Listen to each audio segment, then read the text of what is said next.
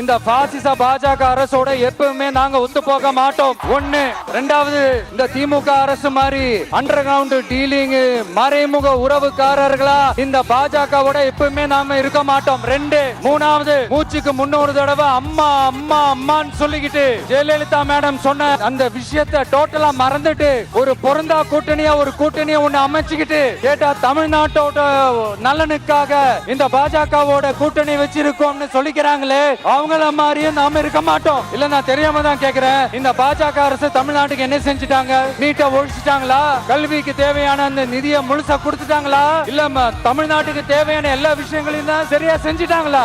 அப்புறம் எதுக்காக இந்த சந்தர்ப்பவாத கூட்டணின்னு நான் கேட்கல. புரட்சி தலைவர் எம்ஜிஆர் அவர்களோட உண்மையான தொண்டர்கள் அவங்க கேக்குறாங்க. அவங்க கூட்டு பொரியல் அப்பளம்னு எதையாவது கிண்டிக்கிட்டோம், நமக்கு எதுக்கு? மக்களே, இன்னொரு முக்கியமான விஷயம், இத கவனமா கேளுங்க. அதிமுக பாஜக நேர உறவுக்காரர்கள்னு எல்லாருக்குமே தெரியும். அவங்களோட கூட்டணி மேல மக்களுக்கு எந்த ஒரு நம்பிக்கையும் இல்லைன்னு எல்லாருக்குமே தெரியும். ஆனா அட் த சேம் டைம் இந்த திமுக குடும்பம் இந்த பாஜகவோட கிரவுண்ட் டீலிங் மறைமுக உறவுக்காரர்களா இருக்காங்கன்றது தயவு செஞ்சு மறந்துடாதீங்க.